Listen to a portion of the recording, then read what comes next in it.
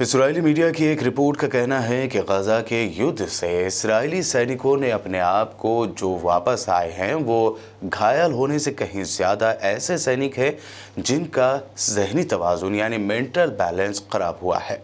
थोड़ा और आसान अल्फाज में अगर आपको समझाएं तो गाज़ा के अंदर इजराइल की सेना जो लड़ने गई थी वो सैनिक घायल होते हैं तो वो गजा से वापस आ जाते हैं और ऐसे हज़ारों सैनिक घायल होकर वापस आ चुके हैं।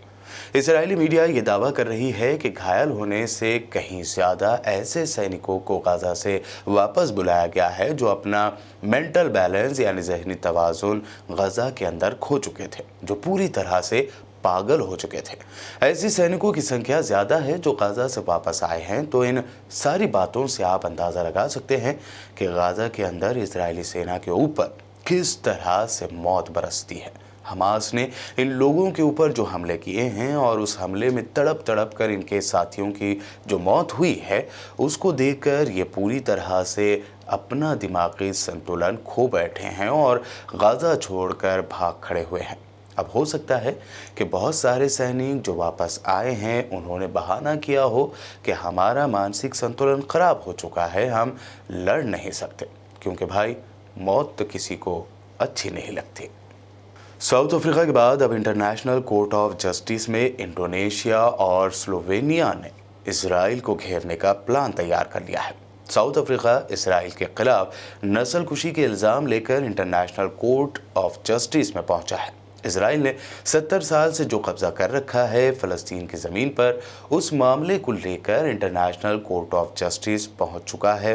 फरवरी में इस मामले पर सुनवाई होगी। इंडोनेशिया और स्लोवेनिया देश का मानना है कि इसराइल ने पिछले 70 सालों से फ़लस्तीन की ज़मीन पर कब्जा कर रखा है, लिहाजा फ़लस्तीन की ज़मीन को आज़ाद करने की ज़रूरत है। इसराइल के खिलाफ दुनिया भर के कई मुल्क केस कर रहे हैं। अब देखना ये होगा कि इंटरनेशनल कोर्ट अमेरिका के दबाव में इसराइल के हक़ में फ़ैसला सुनाएगा या फ़लस्तीन के लोगों के फेवर में। एक और बड़ी खबर है मुस्लिम देशों की। तो खामोशी के साथ गजा का जो नंगा नाच वहाँ पर इसराइल खेल रहा है वो यहाँ वो तमाशा देख रहे हैं। वहीं दूसरी ओर वो देश भी हैं जो फ़लस्तीन के सपोर्ट के लिए आगे आ रहे हैं। चिली और मैक्सिको ने भी फ़लस्तीन के सपोर्ट में इसराइल के खिलाफ इंटरनेशनल क्रिमिनल कोर्ट में मुकदमा दर्ज करा दिया है। चिली और मैक्सिको इसराइल के खिलाफ इंटरनेशनल क्रिमिनल कोर्ट तक पहुंच गए हैं और इंटरनेशनल क्रिमिनल कोर्ट में केस दर्ज करने के बाद ये कहा है कि फ़लस्तीन के अंदर इसराइल ने जो कुछ किया है उन सारी चीज़ों की जांच की जाए। इसराइल ने जितने भी क्राइम गजा के अंदर फ़लस्तीन के अंदर किए हैं उन सभी की जांच की जाए। हमास और इसराइल के बीच एक और डील हुई है जिसके मुताबिक इसराइल अपने बंधकों को एक दवाई का पैकेट भेजेगा।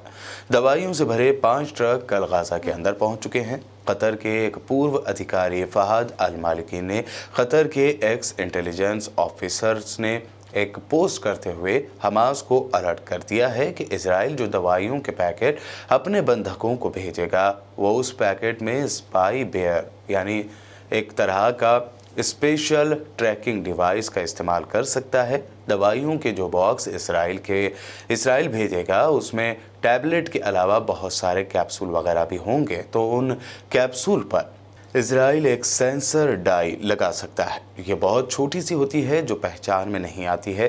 तो कैप्सूल पर इसराइल सेंसर डाई लगाकर अपने बंधकों तक पहुंचने की कोशिश कर सकता है और लिहाजा आपको अलर्ट रहना चाहिए। ये कतर के एक्स इंटेलिजेंस ऑफिसर ने हमास को एक पोस्ट करके जानकारी दी है। वैसे हमास भी इतना बेवकूफ़ तो नहीं है कि ऐसे ही डब्बों को जाने देगा। बहुत अच्छे से चेकिंग करने के बाद ही हमास उन डब्बों को लेकर जाएगा। एक और खबर गाज़ा से ये आ रही है कि गाज़ा में एक बार फिर से इसराइल ने एक ही झटके में 9 पत्रकारों को मार दिया है और एक जगह पर बहुत सारे पत्रकार बैठे हुए थे। इसराइल ने हमला किया और उस हमले में 9 पत्रकार एक ही बार में ख़त्म हो गए। सबके नाम आपके स्क्रीन पर है।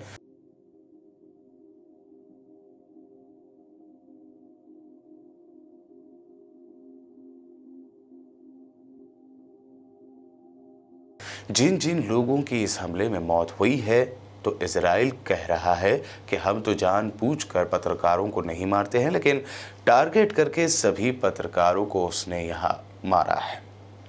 गाज़ा के अंदर एक यूनिवर्सिटी है, अल इसरा यूनिवर्सिटी। यहाँ पर भी इजराइल ने बड़ी ख़तरनाक बमबारी की है और इस पूरी यूनिवर्सिटी में बहुत सारी आर्टिफैक्ट्स रखी हुई थी।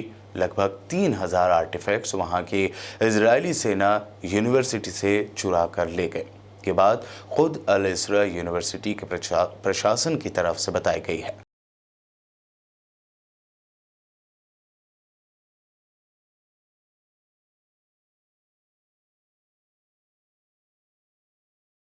तो इंटरनेशनल कोर्ट ऑफ जस्टिस में इजराइल जो सफाई यहाँ दे रहा था कि सारी चीज़ें तो आपके सामने हैं, अभी भी इजराइल वही सब किए जा रहा है। फिलहाल आज की इस रिपोर्ट में इतना ही। मिलते हैं कुछ और नई खबरों के साथ। तब तक के लिए हमारे चैनल इस्लामिक रिमाइंडर टीवी को सब्सक्राइब करें, इस वीडियो को शेयर करें।